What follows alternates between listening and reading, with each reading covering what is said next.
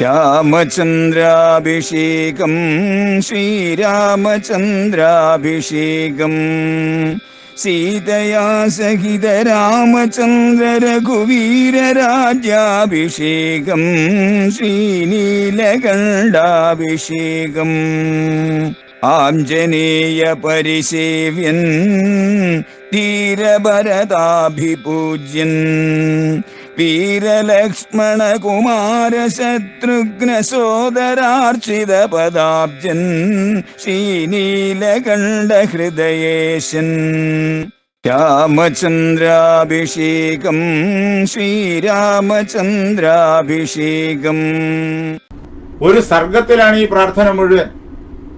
വളരെ വിസ്തരിച്ചുള്ളതായ പ്രാർത്ഥനയാണത്. വേദമന്ത്രങ്ങളെല്ലാം അതിനകത്ത് അനുരണനം ചെയ്യുന്നത് നമുക്ക് കേൾക്കാൻ സാധിക്കും. ഉപനിഷത്തിലെ മന്ത്രങ്ങളെല്ലാം നമുക്ക് അതിനകത്ത് മുഴങ്ങി കേൾക്കാൻ സാധിക്കും. ആ ഓരോ പ്രാർത്ഥനയുടെയും അർത്ഥതലങ്ങൾ അങ്ങ് പരമാത്മാവിൽ വരെ എത്തിച്ചേരും. വാൽമീകിയുടെ വാക്കുകൾ അങ്ങനെയുള്ളതാണ്. വാൽമീകിയുടെ ശ്ലോകങ്ങൾ ആ പ്രകാരത്തിലുള്ളതാണ്. അദ്ദേഹത്തിന്റെ ആ സങ്കല്പങ്ങൾ ആ പ്രകാരത്തിലുള്ളതാണ്. കൗസല്യ 25ാമത്തെ സർഗാണ് അയോധ്യാകാന്ഡത്തില്. കൗസല്യ രാമന്റെ മുന്നിൽ നിന്നുകൊണ്ട് പ്രാർത്ഥിക്കുകയാണ്. യം പാലയസി ധർമ്മം ത്വം പ്രീത്യാച നിയമേന ച സവൈ രാഘവശാർദൂല ധർമ്മസ്ത്വാം അഭിരക്ഷതു.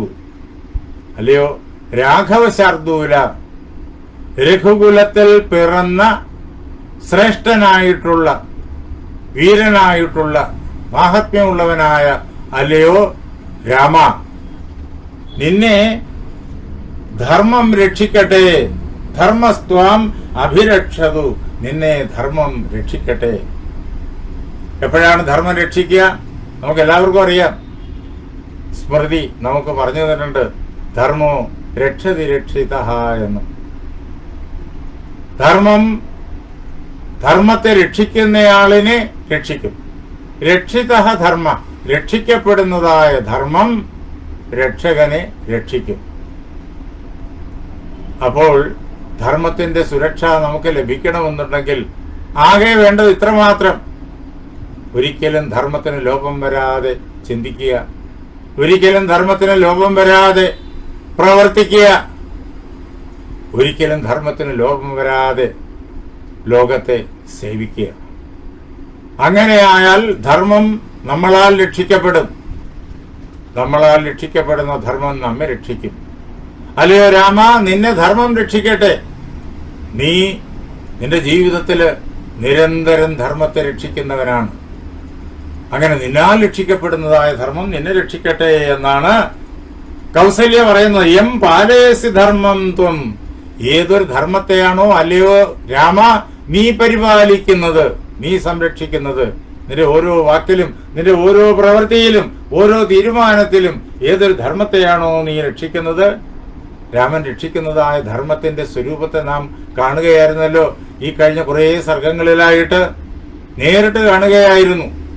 എന്തെല്ലാം പ്രലോഭനങ്ങളും എന്തെല്ലാം തടസ്സങ്ങളും വന്നിട്ടും അതിനെയെല്ലാം ആരോടും വിരോധമില്ലാതെ, ആർക്കും വിരോധം ഉണ്ടാകാത്ത പ്രകാരത്തിലും അങ്ങേയറ്റം സ്നേഹത്തോടു കൂടിയിട്ട് ആ തടസ്സങ്ങളെയും അതേപോലെ തന്നെ പല പ്രകാരത്തിലുള്ള പ്രലോഭനങ്ങളെയും എല്ലാം ഒഴിവാക്കി ധർമ്മത്തെ അതിന്റെ ശുദ്ധമായ രൂപത്തിൽ രാമൻ സംരക്ഷിക്കുന്നത് നാം കണ്ടു. അങ്ങനെ ഏതൊരു ധർമ്മത്തെയാണോ അല്ലയോ രാമ നീ സംരക്ഷിക്കുന്നത്, എങ്ങനെ പ്രീത്യാച, വളരെ സന്തോഷത്തോടു കൂടിയിട്ടാണ് നീ ധർമ്മത്തെ സംരക്ഷിക്കുന്നത്.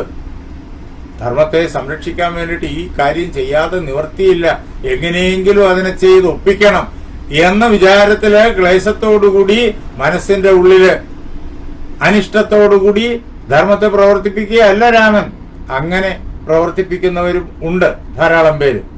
മറ്റുള്ളവരുടെ മുന്നിൽ താൻ ധാർമ്മികനാണെന്ന് കാട്ടാൻ വേണ്ടിയിട്ട് അങ്ങനെ അഭിനയിക്കും. ഉള്ളില് മനസ്സുകൊണ്ട് അങ്ങേയറ്റം ആ ധർമ്മത്തെ വിദ്വേഷിക്കുകയുമായിരിക്കും. അങ്ങനെയല്ല, നീ പ്രീത്യാച, അങ്ങേയറ്റം പ്രീതിയോടുകൂടി ആ ധർമ്മത്തോട് അങ്ങേയറ്റം സ്നേഹം. അത് നടപ്പിലാക്കുന്ന കാര്യത്തിൽ അങ്ങേയറ്റം താല്പര്യം. അങ്ങനെ അതേപോലെ തന്നെ നിയമേനച്ച പരിപൂർണമായിട്ടും ജ്ഞാനേന്ദ്രിയങ്ങളെയും കർമ്മേന്ദ്രിയങ്ങളെയും എല്ലാം നിയന്ത്രിച്ച് അതിനെയെല്ലാം ഈ ധർമാചരണത്തിൽ സമർപ്പിച്ചുകൊണ്ട്, അല്ലയോ രാമ, ഏതൊരു ധർമ്മത്തെയാണോ നീ രക്ഷിക്കുന്നത് ആ ധർമ്മം നിന്നെ രക്ഷിക്കട്ടെ, എപ്പോഴും നിനക്ക് തുണയായിരിക്കട്ടെ. നമുക്ക് ധർമ്മത്തിന്റെ സുരക്ഷ ലഭിക്കാൻ നാം എങ്ങനെ ജീവിക്കണം എന്നതിന് ഇതിനേക്കാൾ വ്യക്തമായിട്ട് പറയാൻ വേറെ ഒരു സമ്പ്രദായവുമില്ല. വളരെ വ്യക്തമായി ഇവിടെ വാൽമീകി മഹർഷി കൗസല്യയെ കൊണ്ട് പറയിച്ചിരിക്കുന്നു. അല്ലയോ രാമ, ഏഭ്യ പ്രണമസേ പുത്ര ദേവേഷു ആയതനേഷു ച തേജത്വാം അഭിരക്ഷന്തു വനേ സഹമഹർഷിഭി. ഏതൊക്കെ ദേവന്മാരെയാണോ നീ നിരന്തരം പൂജ ചെയ്യുന്നത്, നീ നിരന്തരം നമസ്കരിക്കുന്നത്, ഏതൊക്കെ ദേവന്മാരുടെ പാദങ്ങളിലാണോ നീ സേവനം സമർപ്പിക്കുന്നത്, എവിടെ ക്ഷേത്രങ്ങളിലും അതേപോലെ തന്നെ ഭവനങ്ങളിലും അതേപോലെ ഗ്രാമങ്ങളിലും നഗരങ്ങളിലും എല്ലായിടവും നീ ഏതൊക്കെ ദേവന്മാരെയാണോ നീ ആരാധിക്കുന്നത്, തേജ ത്വാം അഭിരക്ഷന്തു, ആ ദേവന്മാരെല്ലാവരും നിന്നെ രക്ഷിക്കട്ടെ. എവിടെ വനത്തിൽ വെച്ചും വനത്തിൽ വെച്ചും നിന്നെ രക്ഷിക്കട്ടെ. ആരോടൊപ്പം? സഹമഹർഷിഭി, ആ വനത്തില് മഹർഷിമാരുണ്ട്. ആ മഹർഷിമാരും ദേവന്മാർക്ക് വളരെ പ്രിയപ്പെട്ടവരാണ്. ആ മഹർഷിമാർക്ക് ദേവന്മാരോടും അങ്ങേയറ്റം പ്രീതിയുണ്ട്. അങ്ങനെയുള്ള ആ മഹർഷിമാരോടൊപ്പം ചേർന്നിട്ട് നിന്റെ ആരാധ്യ ദേവതമാരെല്ലാവരും നിന്നെ രക്ഷിക്കട്ടെ. യാനി ദത്താനി തേസ്ത്രാണി വിശ്വാമിത്രേണ ധീമത താനി ത്വാം അഭിരക്ഷന്തു ഗുണൈ സമുദിതം സദാ. അല്ലയോ രാമ, ഏതൊക്കെ അസ്ത്രങ്ങളാണോ വിശ്വാമിത്രൻ നിനക്ക് തന്നത്, ശ്രീരാമചന്ദ്ര മഹാപ്രഭുവിനെ ലക്ഷ്മണനോടൊപ്പം യാഗരക്ഷയ്ക്ക് വേണ്ടിയിട്ട് വിശ്വാമിത്രൻ കൂട്ടിക്കൊണ്ടു പോകുമ്പോഴേക്കും അദ്ദേഹം താടകാവധം കഴിഞ്ഞതിന് ശേഷം രാമന് ദിവ്യാസ്ത്രങ്ങൾ ഉപദേശിക്കുന്നത് നമ്മൾ കണ്ടു. ആ ദിവ്യാസ്ത്രങ്ങൾ രാമൻ ഉപദേശിക്കണം എന്ന് താടകാവധം കഴിഞ്ഞ അവസരത്തിൽ തന്നെ ദേവേന്ദ്രൻ വന്ന് വിശ്വാമിത്രനോട് രഹസ്യമായി പറയുന്നത് നമ്മൾ കേട്ടു. വിശ്വാമിത്രൻ ഈ അസ്ത്രങ്ങളുടെ എല്ലാം സംരക്ഷകനാണ്.